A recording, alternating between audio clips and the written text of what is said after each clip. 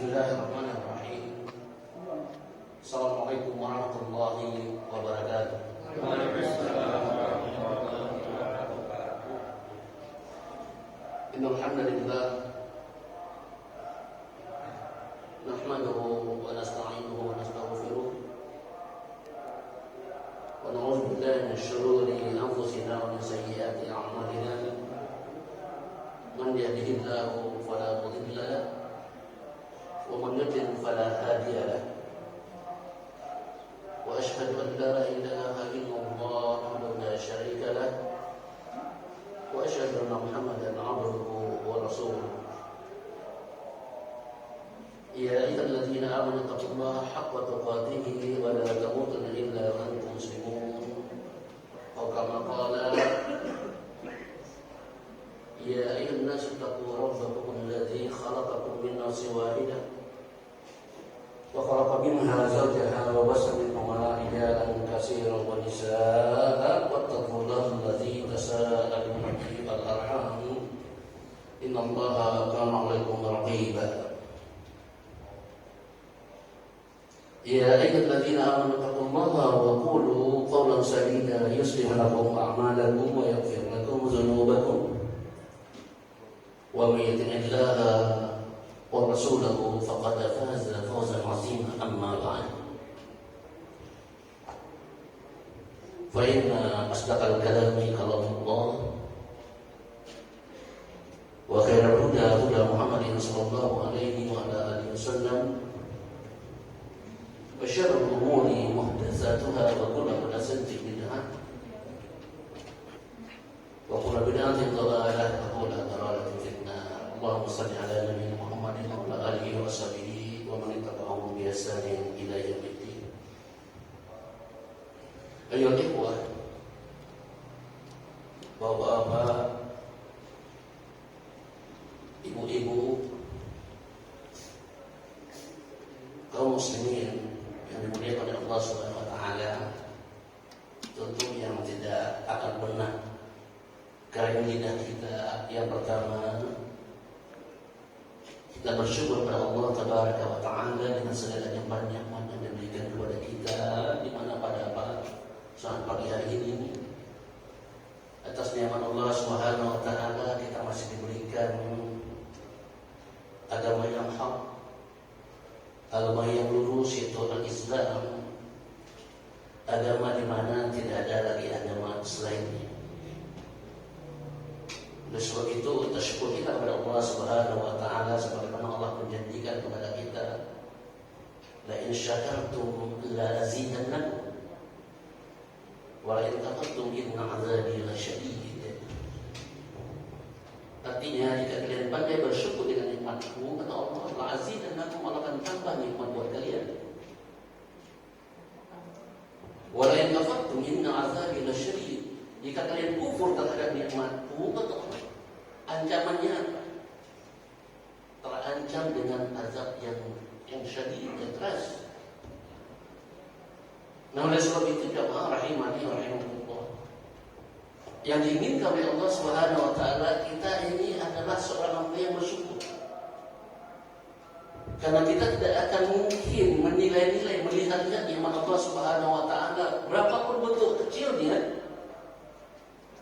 Seandainya Allah Subhanahu wa taala memberikan kepada kita nikmat yang kecil menurut kita, tapi coba hitung-hitung nikmat tersebut dengan teknologi secanggih apapun, tidak akan pernah kita bisa menghitungnya. Wa in ta'uddu nikmatallahi la tuhsuha. Ya. Jika kalian menghitung nikmatku, kata Allah, saya kalian tidak akan pernah bisa menghitung. Kemudian nikmat dari Allah Subhanahu wa taala yang lain, di mana Allah Subhanahu wa taala mengutus seorang nabi dan rasul.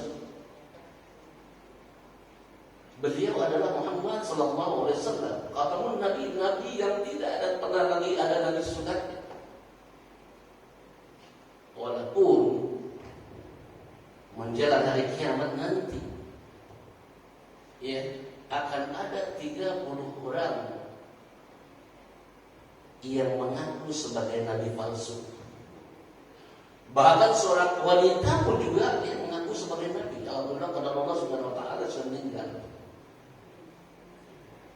Nah, oleh sebab itu jamaah rahimani rahimahullah, dengan diutusnya Nabi Muhammad SAW diteruskan oleh para ulama, maka sampailah agama ini kepada kita. Agama yang mana Allah Subhanahu wa taala mengutus Nabi Muhammad SAW dengan agama yang sempurna. Allah Subhanahu wa taala berfirman, "Al-yawma akmaltu lakum dinakum wa atmamtu 'alaikum ni'mati wa raditu lakum al-Islam dinan." Pada hari ini telah aku sempurnakan agama. Aku telah cukupkan nikmat buat kalian, dan aku telah redha bahwa Islamlah agama bagi kalian. Jadi kalau seseorang itu ragu dengan keislamannya, telah banyak pertanyaan-pertanyaan kepada saya ketika kalau ada pengajian, ya, ada daurah, ada ceramah gitu. Ada yang tanya, "Ustaz, bagaimana apabila seorang kiai, seorang ustaz, ya bukan orang awam lagi nih, seorang kiai, seorang ustaz mengatakan bahwa semua agama itu sama?" Apa jawab kita kira-kira? Apakah ada yang setuju yang begini? Nggak ada yang setuju. Ya. Kalau agama itu sama di bidang apa nih coba? Sama di bidang apa? Bahkan telah datang kabar kepada saya, seorang teman saya S2, ya, ditelepon oleh seorang misi. Ya. Intinya tidak lain adalah mengajak kepada, ya, kekufuran. Teman saya ini pintar, dosen, diakonis.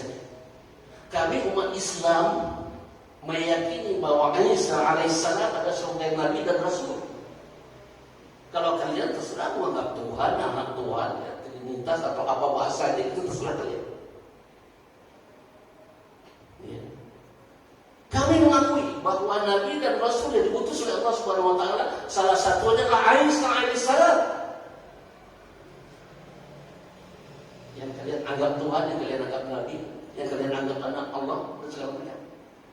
Sekarang saya akan masuk kepada agama Anda, saya akan ikut Anda. Cuman yang saya tanyakan, pertanyaan ini adalah sangat prinsip. Kalau Anda bisa menjawab, saya ikut Anda. Apa pertanyaan? Yakinkah Anda bahwa Nabi Muhammad SAW adalah sebagai hamba dan Rasul? Diam itu bahasa. Selamat tinggal kawan. Ya, di mana letak sama? Baru satu. Masalah kenabian yang diutus oleh Allah Subhanahu wa taala, membawa risalah rahmatan lil alamin.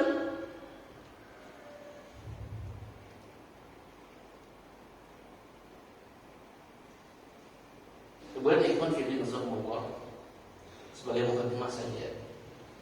Tapi saya ingin menyampaikan suatu materi. Cuma mohon maaf barangkali Ustaz Itang berbicaranya tafsir, ya. Tapi saya tidak dikabarkan terlebih dahulu secara mendadak, ya. Ustadzuna, ya, Yayat Nur Syamsi As-Sundawi, setelah berkoordinasi dengan takmir yang lain, pengurus yang lain, saya diminta, kalau Ustaz yang lain barangkali nggak mau, nggak siap nih. Tapi nggak etis juga kalau bilang nggak siap, gitu ya. Ya, nah oleh sebab itu, afwan, mohon maaf, barangkali kalau materinya nanti ya kurang mengena, ya kurang tepat, ya atau tidak sebagaimana pemateri-pemateri lain. Ayo, itu jamaah rahimani wa rahimakumullah. Ada materi yang akan saya sampaikan pada kesempatan hari ini, yakni kita berbicara tentang akidah. Berbicara tentang akidah, Yang ingin saya sampaikan adalah tentang 5 hal yang utama ya, yang harus ya, diperhatikan atau yang dijaga di dalam hidup ini. Ya, 5 hal yang utama yang harus dijaga.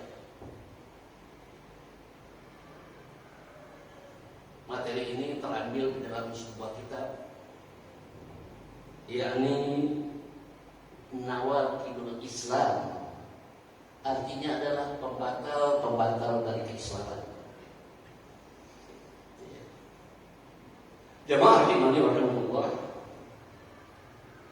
Di dalam kitab ini, kitab pembatal Islam ini, kitab ini sangat diperhatikan oleh para ulama,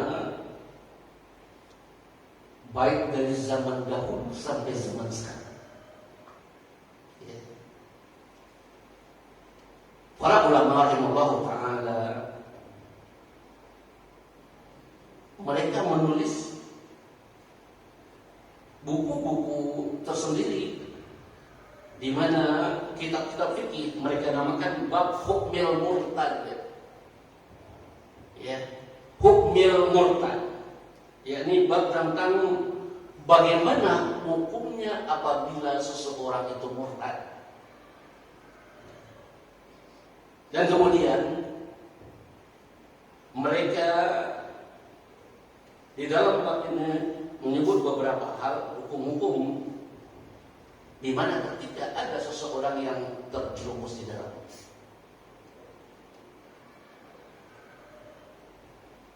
Kemudian jemaah rahimani wa rahimakumullah,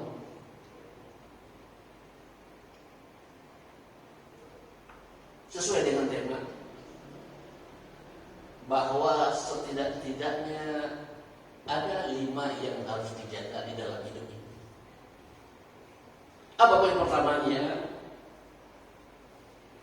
Poin pertama adalah bahwa hendaklah seseorang itu mereka menjaga agama. Artinya di sini adalah seseorang menjaga kesucian agamanya dan wajib bagi dia menerapkan hukum-hukum terhadap orang-orang yang murtad, orang-orang yang keluar dari agamanya, dan orang-orang yang berpindah, yang awalnya dari Islam kemudian dia berpindah kepada agama lain atau agama kufur. Ya, bahasa kita ini kalau dari Islam pindah ke agama lain berarti murtad. Nggak tahu kalau misalnya mereka menyebut kalau misalnya dari agama lain masuk ke dalam Islam apakah namanya juga murtad, Allah alam. Tetapi Islam murtad itu adanya pada Islam. Nah, bagaimana hukumnya ketika seseorang tadinya dia Islam, kemudian dia ganti agamanya dengan yang lain? Apa hukum, apa risikonya, apa sanksinya? Telah disebutkan dalam sebuah hadis yang sahih diriwayatkan oleh Imam Al-Bukhari dan Imam At-Tirmidzi, di mana Rasulullah SAW bersabda, "Man baddala dinahu faqtuluh." Ya. Barang siapa yang mengganti agamanya, maka bunuhlah dia. Berapa banyak itu yang harus dibunuh itu? Ada orang tadinya Islam pindah kepada agama lain, faktor ekonomi, faktor perkawinan, faktor pertemanan dan segala macamnya pindah. Faktor pekerjaan pindah. Ya. Nah, itu dibunuh. Ini hukum Islam. Sayangnya kita di Indonesia ini adalah merupakan negara Islam, ya, yang mana umatnya mayoritas di seluruh dunia. Dan alhamdulillah negara kita ini disebut oleh para ulama adalah negara Islam. Cuman sayangnya tidak tegak hukum Islam.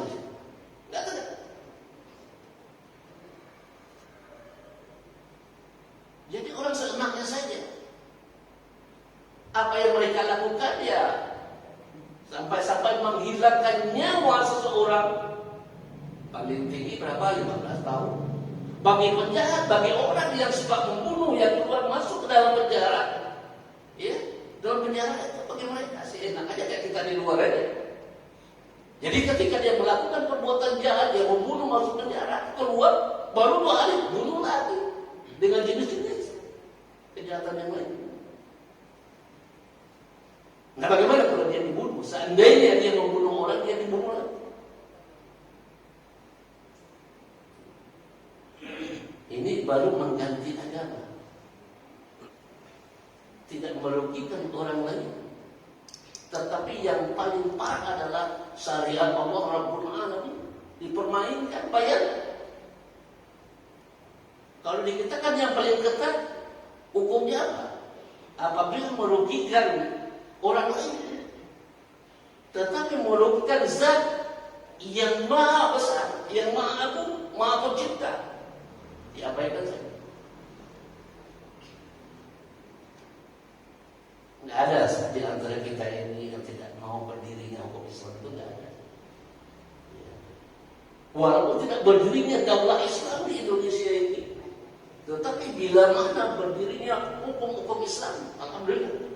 Karena kita tahu bahwa Nabi Muhammad SAW tidak membuat suatu daulah, tetapi beliau memperlakukan berdirinya hukum Islam, sehingga ketika orang melanggar tentang keislaman itu, apa yang dilakukan pada dia? Nah, kalau kita memang semangat untuk mendirikan daulah Islamnya, sepakat semua yang mendirikan. Tapi tentu di sini kendala yang sangat besar, proses yang sangat panjang, tidak begitu mudah. 5 agama di Indonesia ini ya, sekalipun mereka menyembah berhala ya. Jadi ketika kita berkeinginan untuk menegakkan syariat Islam, bahkan saya rasa yang paling takut dulu adalah umat Islam itu sendiri, terutama yang bagian yang di atas. Ambil nanti duit negara, misalnya dia baik. Konsekuensinya apa? Enggak bisa kembaliin, kemudian biar denda penjara sekian, kemudian keluar duit itu sudah 7 tahunan. Siapa potong tangannya? Kalau bapak jamaah rahimahullah ke Saudi itu, kalau ketemu ada orang potong tangannya sebelah, dipastikan dia pernah nyolong. Kalau silang dipotong kaki kirinya, berarti dia sudah nyolong 2 kali. Seperti itu.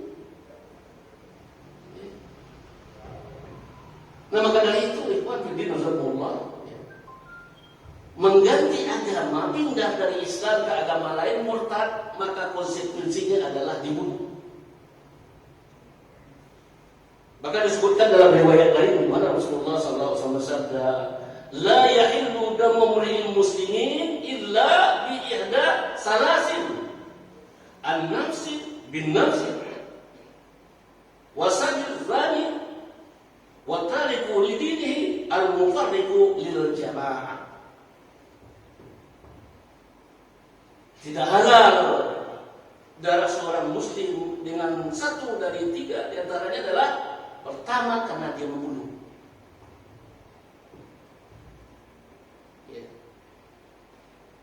Yang kedua, orang yang sudah pernah menikah, dia berzina. Untuk orang berzina ini ada 2 keadaan.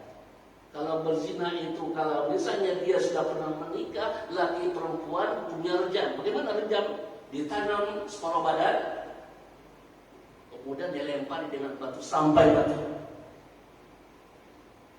Yang kedua, apabila antara sabab atau anak muda dengan yang masih gadis, dijilid atau dipecut 100 kali kemudian diasingkan. Sudah melihat orang begitu Pak di Indonesia ini? Terjadinya perzinaan ya tiap hari siang dan malam. Form-formnya apa Pak? Dinikahkan kan begitu, itu saya. Kemudian yang ketiga adalah yang halal dibunuh seseorang itu adalah apabila dia al-jamaah atau murtad. Itu dibunuh. Nah, selebihnya nggak boleh dibunuh. Karena apa? Disebutkan di hadis yang lain bahwa hancurnya dunia ini dengan segala isinya lebih enteng di sisi Allah Subhanahu wa taala daripada terbunuhnya seorang muslim. Jadi dalam muslim ini sangat berharga. Nggak boleh main bunuh begitu saja, nggak boleh. Nanti orang-orang yang dibunuh akan datang pada hari kiamat, dia akan tuntut balas, akhirnya akan tanya, akan diminta pertanggungjawaban dengan sebab apa saya ini.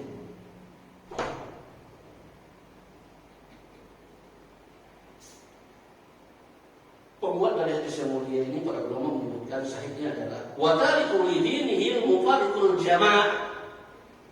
Masuk dalam pembahasan pertama adalah orang yang meninggalkan agamanya keluar dari jamaah, ya, maka orang itu adalah wajib dibunuh. Hadis ini diriwayatkan oleh Bukhari, Muslim, Abu Daud, bahkan Al-Imam At-Tirmidzi sebagaimana melalui jalur dari sahabat Ibnu Mas'ud radhiyallahu anhu. Mudah-mudahan Allah Subhanahu wa taala meridai.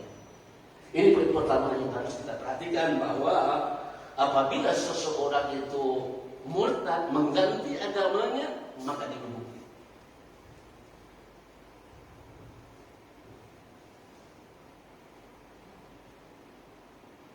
Kemudian yang kedua, di antara 5 hal yang harus dijaga adalah ya, nyawa. Kalau tadi persoalan agama, termasuk membunuh adalah persoalan agama. Yang kedua adalah persoalan nyawa. Sebagaimana kita ketahui bahwa di seluruh pemerintahan Islam, apabila ada seseorang membunuh, maka diberlakukan bagi dia hukum qisas. Ya, qisas itu adalah apabila dia membunuh, maka dia dibunuh. Yaitu seorang membunuh, maka dia juga harus dibunuh. Karena apa? Allah Subhanahu wa taala telah mensyariatkan di dalam kitabnya, yakni di dalam surah Al-Baqarah ayat 78, ya ayyuhalladzina amanu kutiba alaikumul qisasu fil qatl. Wahai orang-orang yang beriman, diwajibkan atasmu qisas, untuk balas bagi orang-orang yang membunuh. Ya, membunuh ini berat, Pak. Ya, seandainya seseorang itu membunuh, ya, walaupun ganti rugi, damai dengan keluarganya, apakah itu sudah selesai? Baru selesai dengan ahli waris. Kalau misalnya ahli warisnya tidak menuntut balas, harus dibunuh, minta ganti rugi, seorang yang membunuh membayarkan ganti rugi, aman dia. Tetapi ingat, dengan yang bersangkutan yang dibunuh belum selesai urusan. Makanya nanti orang-orang yang dibunuh itu nanti dia akan datang kepada orang yang membunuh, sebab apa saya dibunuh?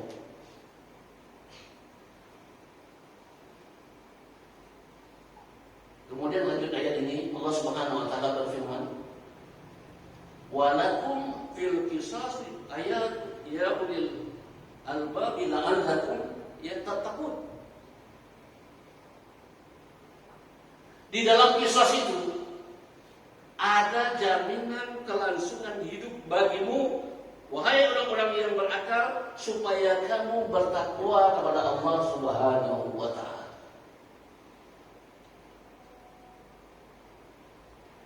Ya. Jadi sebenarnya hukum qisas ini adalah baik. Kenapa tidak? Apabila seseorang itu membunuh dia, konsekuensinya dia harus bunuh. Ketika ini diberlakukan, maka yang di belakangnya akan mikir dia. Kan mikir. Apabila saya membunuh seseorang, saya itu akan dibunuh. Makanya dia akan berpikir berapa kali.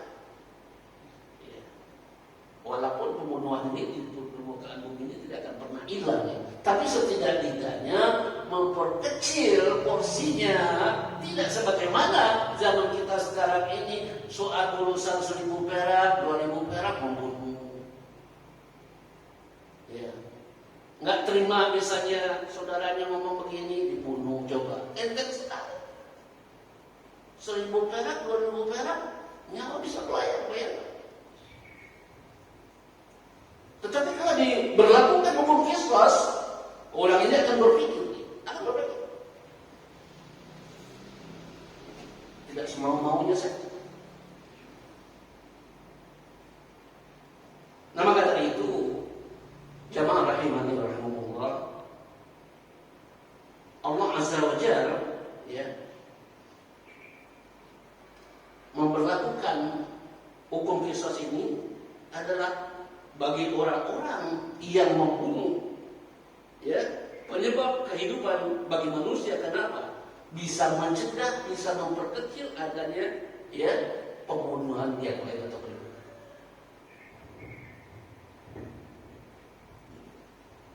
Bapak Ibu rahimani wa rahimakumullah, apabila seseorang membunuh, kemudian dia ya, mengerti bahwa dia akan dibunuh, sehingga nyawanya orang lain yang akan dibunuh tidak akan melayang. Dengan demikian akan kecillah pertumpahan darah, ya, dan akan sangat lebih kecil terjadinya pembunuhan tersebut. Bahkan, ya, tingkat keamanan suatu negeri itu akan tinggi. Bisa kita saksikan. Kemarin orang tuh mau ngapain dia pagi-pagi kemarin mau bunuh orang begitu saja. Saya rasa walaupun dia belum membunuh itu dihukum berat saja itu tertangkap kemarin itu. Tapi nggak tertangkap. Saya rasa begal itu. Mentang mau masuk ke kampung-kampung. Kalau itu begal biasanya di jalan raya, sekarang udah masuk kampung. Bagaimana kalau misalnya tertangkap itu? Apa risikonya? Kayak nggak ada kerjaan yang lain. Ini pengaruh dari obat ini. Semua pengaruh dari obat.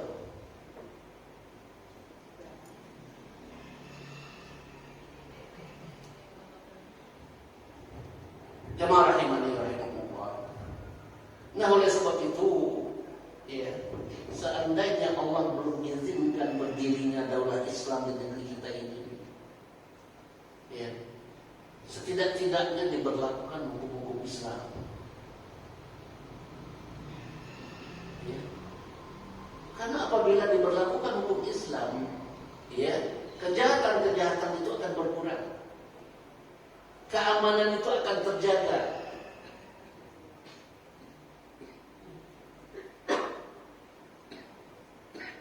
Tetapi ahli-ahli hukum yang produk-produk kafir itu mereka nggak mau juga hukum mereka ditegakkan.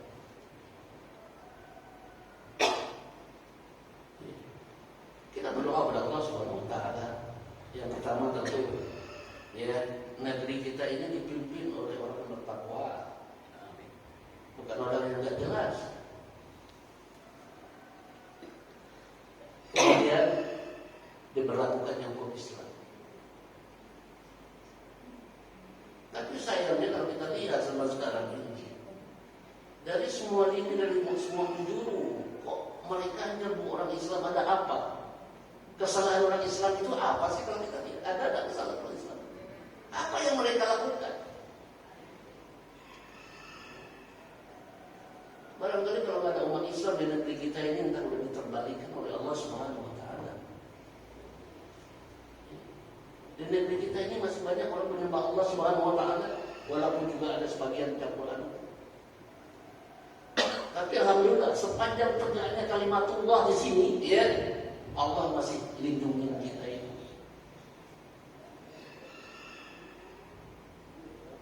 Jadi ternyata kalau orang yang baik-baik, orang yang berbuat baik, orang menyembah Allah, orang yang berdoakan agar keselamatan negeri kita ini, keselamatan rakyatnya semuanya, kok malah dibenci.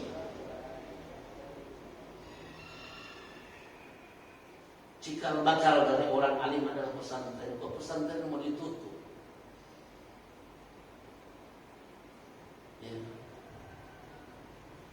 Selama pesantren itu ada, nanti Indonesia ini akan bermasalah. Yang sebaiknya pesantren itu ditutup. Ini perkataan apa kira-kira? Apa manfaatnya berbicara seperti itu coba? Lahirnya para ulama itu dari mana coba?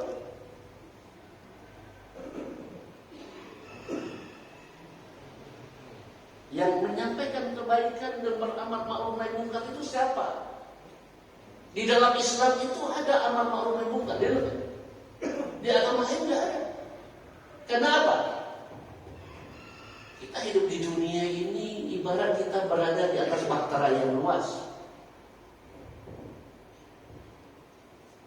Di mana bahtera yang luas itu, kapal yang luas itu, yang besar itu adalah ada bagian atas, ada bagian bawah. Jadi kalau seseorang itu misalnya kepengen air, harus izin ke atas. Kalau dia punya inisiatif, ngapain izin ke atas, dia bolongin saja kapalnya. Apa yang terjadi? Kemudian didiamin, kita melihat didiamin aja. Kira-kira apa yang terjadi? Tenggelam kita semua. Makanya ada amal ma'ruf nahi munkar. Bahkan dalam hadis yang saya diriwayatkan oleh Al-Imam Al-Bukhari, di mana Rasulullah SAW bersabda, "Man ra'a minkum munkaran falyughayyir bihi." Apabila kalian melihat suatu kemungkaran, rubah dengan tangan kalian. Fa in lam yastati' fa bi lisanihi, fa in lam yastati' fa bi qalbihi, wa dzalika da'aful iman. Rubah dengan tangan kekuasaan, rubah dengan lisan, dia ceramai, dia nasihat, dia nggak punya ilmu, nggak bisa ngomong, nggak bisa menasihati, ingkari kemungkaran itu. Lihat anak-anak muda segerombolan minum tua, minum arak, larang. Ada imbas nanti kepada anak-anak yang berada di kampung tersebut. Wal takum minkum ummatun yad'una ilal khair wa ya'muruna bil ma'ruf wa yanhauna 'anil munkar wa ulaika humul muflihun.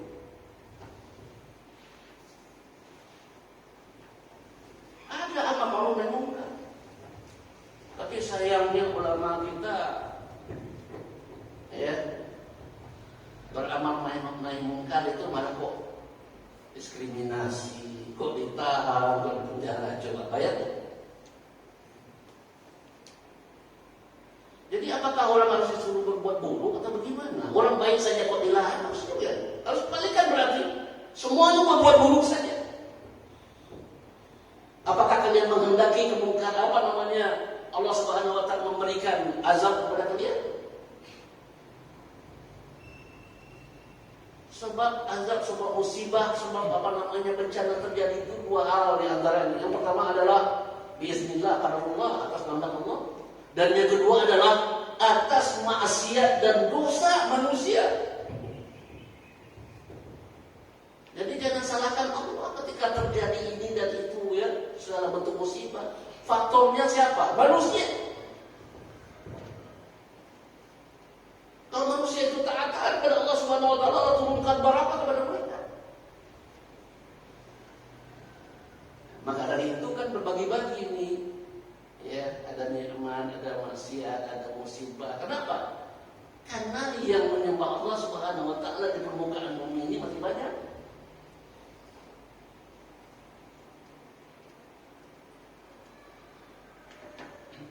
Ayo buat jamaah rahimani rahimahullah. Kemudian yang berikutnya di antara 5 yang utama yang harus dijaga adalah poin pertama tadi agama, yang kedua adalah nyawa, kemudian yang ketiga adalah akal. Ya. Allah Subhanahu wa taala menciptakan manusia dari seluruh makhluk yang lain, yang paling mulia adalah ini manusia. Kalau yang lain-lainnya sama, hewan, makan, minum, kawin, tapi mereka ada lebih kenal. Manusia diberikan akal oleh Allah Subhanahu wa taala. Ya, untuk apa? Ya, salah satu kelebihan dari makhluk Allah Subhanahu wa taala kepada manusia adalah diberikan akal.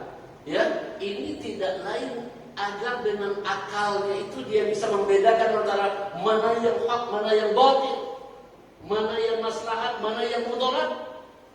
Akal yang bisa membedakan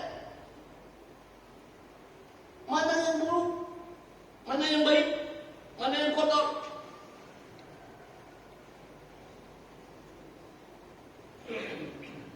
Allah Subhanahu wa taala berfirman di dalam surat Al-Isra ayat 70. Walaqad qaramna bani Adam fil barri wal bahr. Dan sesungguhnya telah kami muliakan kata Allah anak Adam, kami angkut mereka di antara daratan di lautan. Ya, kalau ayat yang mulia ini adalah cerita tentang Nabi Nuh. Ya, sedikit saya singgung ya, di mana Nabi Nuh ini mendakwakan Islam itu tidak mulus, sehingga ada di antara yang mentaati, ada yang ingkar. Ketika Allah Subhanahu wa taala turunkan ayat, bagi siapa yang mau selamat, yang punya akalnya, yang mengatur tentang kebenaran, ikut Nabi Nuh. Apa yang membedakan di sini? Akal. Bahkan di ayat yang lain Allah berfirman dalam surat At-Tin, "Walaqad khalaqnal insana fi ahsani taqwim." Ya, artinya sesungguhnya kami telah menciptakan manusia dalam bentuk yang sebaik-baiknya. Bentuk baik-baiknya, punya akal, bisa membedakan yang baik dan yang buruk, yang hak dan yang batil. Manusia lah. Nggak ada yang lain. Jadi manusia ini mulia di sisi Allah Subhanahu wa taala, dimuliakan, bukan boleh dimuliakan oleh Allah Subhanahu wa taala. Nah, maka dari itu jemaah rahimani wa rahimakumullah, akal ini nggak boleh dirusak. Nggak boleh dirusak. Tapi memang orang-orang orientalis, musuh-musuh Islam, ya, justru akal itu yang mereka usahakan. Akal-akal kaum muslimin, anak-anak orang Islam itu sengaja dirusak dengan segala macam bentuk apa? Khamar.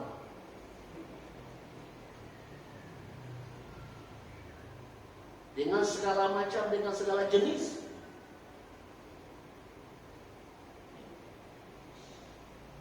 Kalau perang fisik mungkin nggak berani dengan orang Islam, walaupun senjata juga ada.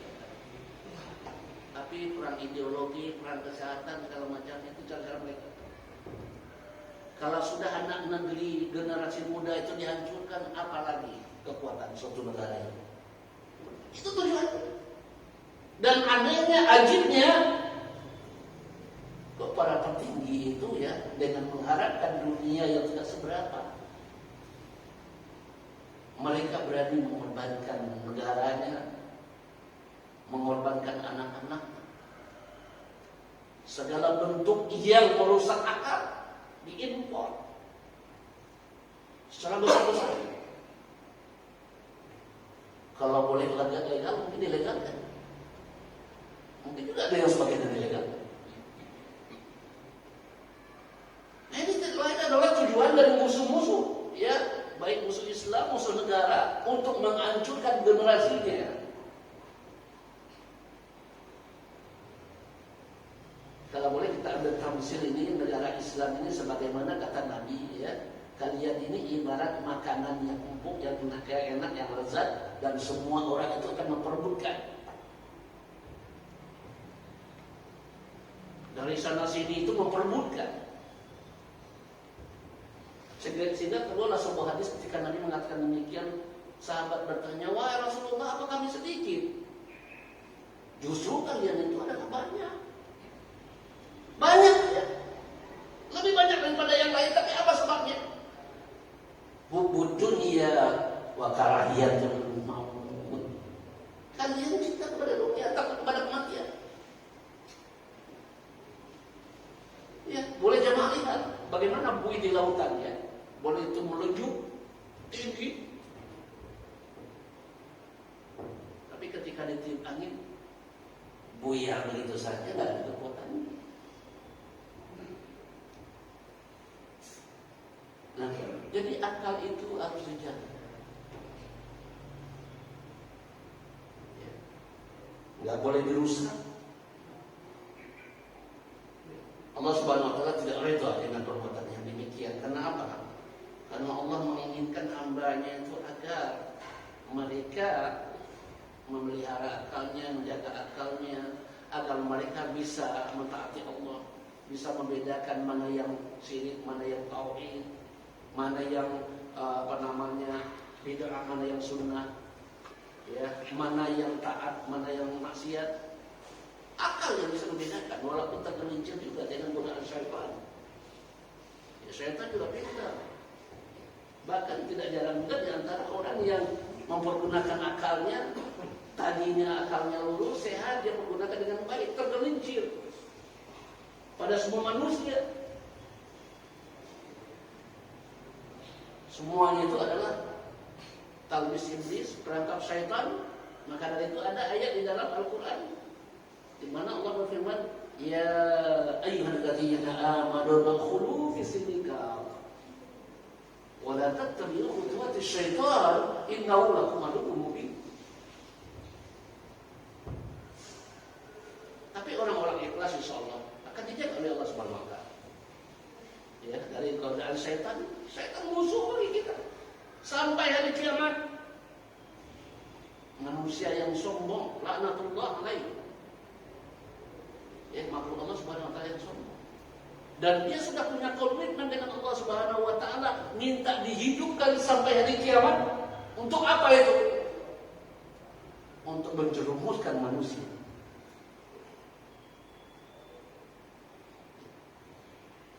Jadi kalau orang yang punya akal bisa membedakan. Nggak boleh seseorang itu merusak akalnya, ya, dengan bentuk apapun. Kalau sekarang trennya kan anak-anak muda itu dengan segala bentuk, ya, sampai kita tidak hafal jenis komar itu. Pada aslinya komar itu, walaupun nama di bahasa kita hanya narkoba atau apa segala macam, dalam Islam semua yang merusak akal disebut komar. Jenisnya macam-macam. Dan tujuannya adalah tidak lain adalah agar, ya, anak-anak muda ini jadi malas bekerja, maunya menghayal, nggak mau beribadah, ya. Kalau hal-hal yang sifatnya menyenangkan untuk urusan dunia, mereka lebih bersemangat ketimbang mentaati Allah Subhanahu wa taala. Jadi bukti nyata aja, coba Bapak lihat, jamaah semua lihat ya. Kalau di masjid itu yang banyak anak muda apa orang tua sih? Ya. Barangkali sunatullah ya. Maksud sunat. Kalau yang muda kan berprinsipnya begini, hidup masih panjang, ya, masih lama, nanti aja beribadah. Padahal kematian itu goib, nggak melihat tua dan mudanya. Ya. Kalau orang tua sudah ketahuan, waktunya sudah sekian. Soal umur memang gaib ya, bisa jadi tua dan muda meninggal. Innallaha indahu ilmu sa'ah wa yunazzilul ghaitha wa ya'lamu ma fil arham wa ma tadri nafsun ma taksibu gadan wa ma tadri nafsun bi ayyi ardin tamut. 5 kunci yang gaib itu, ya, di mana Allah rahasiakan salah satu adalah berbicara tentang umur dan kematian. Jangan pede-pede aja anak muda. Sakit itu, kalau meninggal itu, mati itu bisa diawali dengan sakit terlebih dahulu, bisa tidak. Kalau yang mengkonsumsi barang-barang haram sudah ketahuan, itu ingin cepat-cepat mati.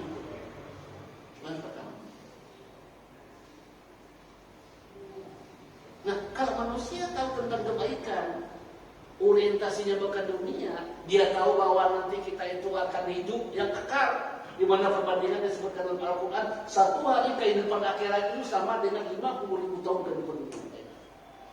Mau diazab 1 hari? Berat. Tapi gak disadari. Baguslah para ulama warasatul anbiya, para nabi itu gak bosan-bosan mendakwahi manusia ini. Hanya orang-orang yang dapat hidayah saja yang mau mendengarkan, yang mau. Kalau yang tidak, bahkan kadang keluar kata kufur. entah ada atau tidak itu surga dan neraka itu. Berarti kalau kita sudah mati sudah saja, jangan salah. Ya. Wal akhiratu minal ula.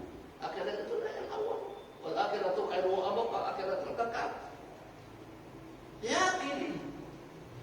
Pelajaran dari Ustaz kita kemudian ada 3 yang harus kita pahami. Pertama adalah yakin. Ya, kemudian enol yakin, kemudian akol yakin, itu harus ada.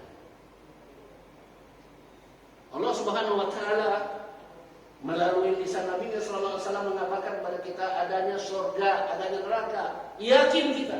Yakin. Begitu nanti di akhirat kita lihat, oh iya ada surga dan neraka. Oh iya. Ainul yakin. Begitu masuk ke dalamnya, hakul yakin. Ini keimanan. Akidah tauhid. Makanya dalam segala hal dalam Islam itu prioritas utamanya apa? Akidah terlebih dahulu.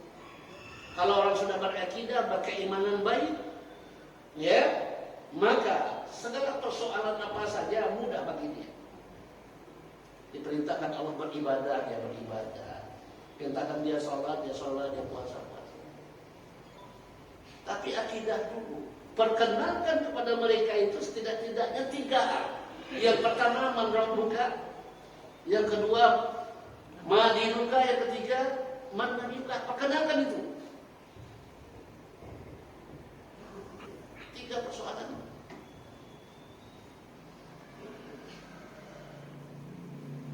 Jadi kalau orang mau bersedekah, nggak usah dia bilang jual mobil butut dapat mobil baru. Nggak, saya itu bisnis dunia namanya. Bukan begitu.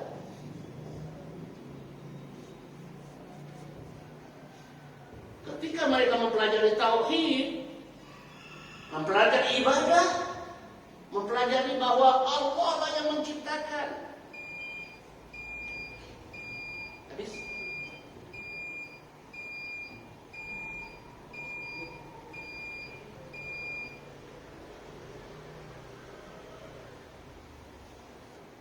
Satu poin lagi teman, tapi waktunya sudah habis ya. Saya singkat saja. Apa itu yang terakhir adalah itu menjaga nasab.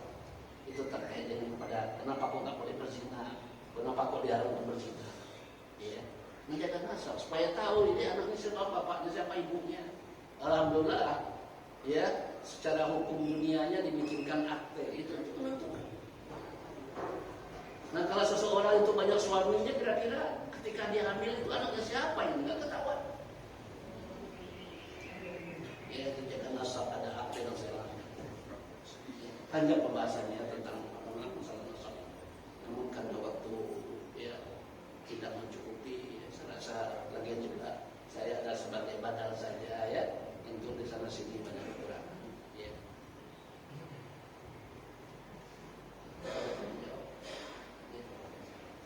Sudah selesai?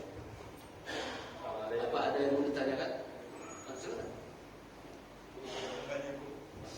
Ya, saya cocok tadi dengan paparan Ustadz sesuai dengan yang kita alami sekarang. Ya, pertama anak muda, yang kedua tatanan hukum di negara ini. Cuman ada yang mau saya tanya 2 hal nih Ustadz.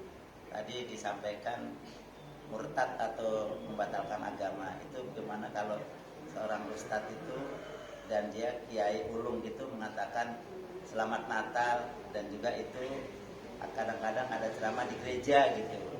Itu yang pertama. Terus yang kedua Ustaz, yang kedua itu tadi masalah hukum kisos. Itu bagaimana kalau seseorang itu mempertahankan kehormatannya atau mempertahankan haknya gitu. Apakah itu dibalas dalam kisos atau sesuai dengan sidang-sidang nanti bagaimana sebetulnya pembunuhnya itu. Ya, itu aja Ustaz. Terima kasih. Ya, barakallah. Mudah-mudahan Allah memberkahi Bapak bertanya untuk mewakili yang lain. Ya. Jadi Bapak jangan terkecoh dengan kiainya, jangan terkecoh dengan apa namanya di kepala sorbannya. Ya. Kita kalau melihat orang berbicara yang benar itu nggak usah melihat kiai atau mukanya. Iblis saja ketika dia berbicara kita benarkan. Tapi bicaranya benar. Tapi ketika kiai berbicara tidak benar, kemudian karena dia memiliki predikat kiai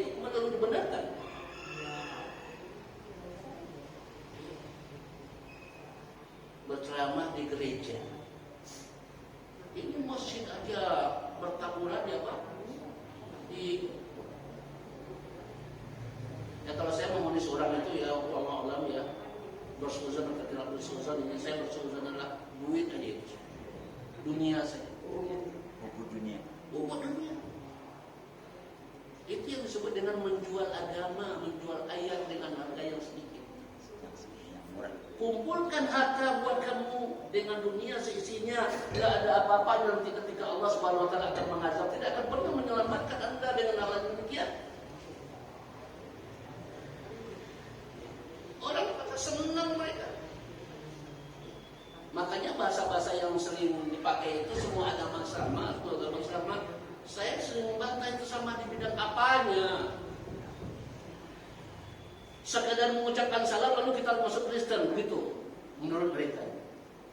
Ente tidak tahu ketika mengucapkan salam, selamat Natal, salam, berarti ente meyakini juga bahwa Nabi Isa itu Tuhan. Ada Tuhan selain Allah.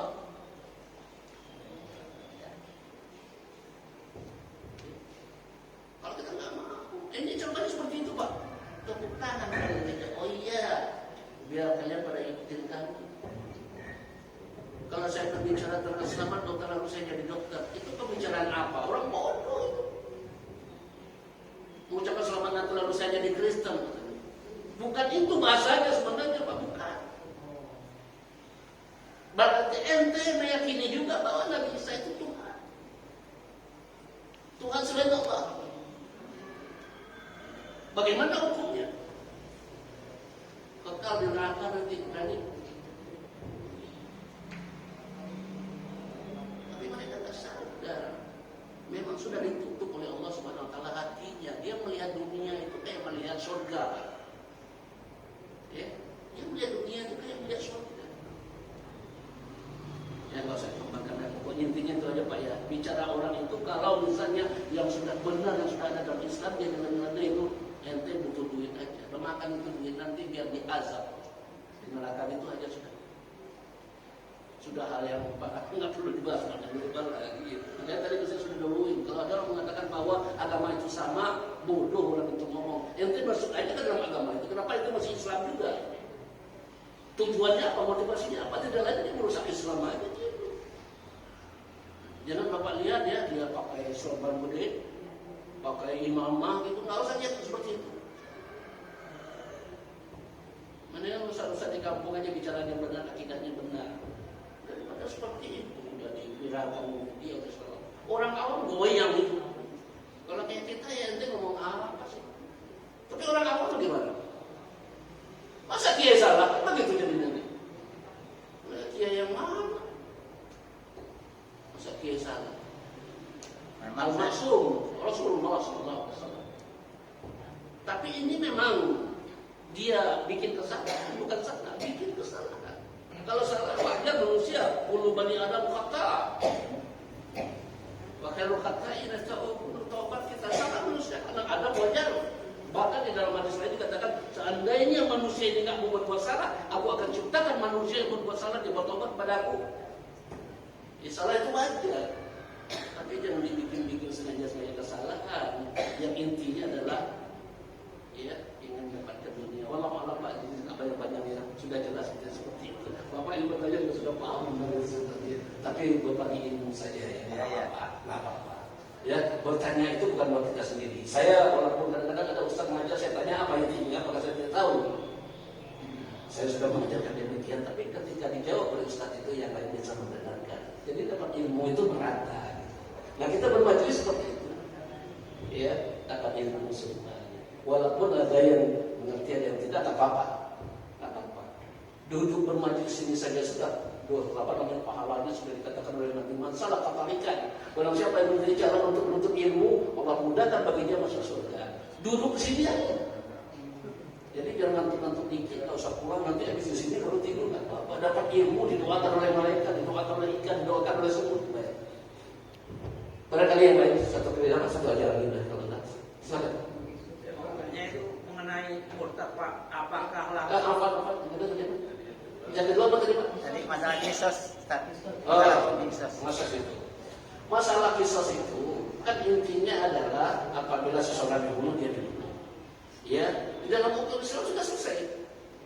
Tapi kalau di hukum negara, makanya tidak diberlakukan di Indonesia ini kan nggak mau mereka seperti itu. Katanya perintah kemanusiaan apa soal. Kalau hukum Islam itu tegas, ya, bukan keras, tegas. Jadi apa intinya kisah itu? Banyak sekali, ya, untuk mengurangi kejahatan, ya, untuk apa namanya menjaga darah manusia supaya ketika di kisah itu yang di belakangnya ini tidak apa namanya melakukan karena dia akan mikir.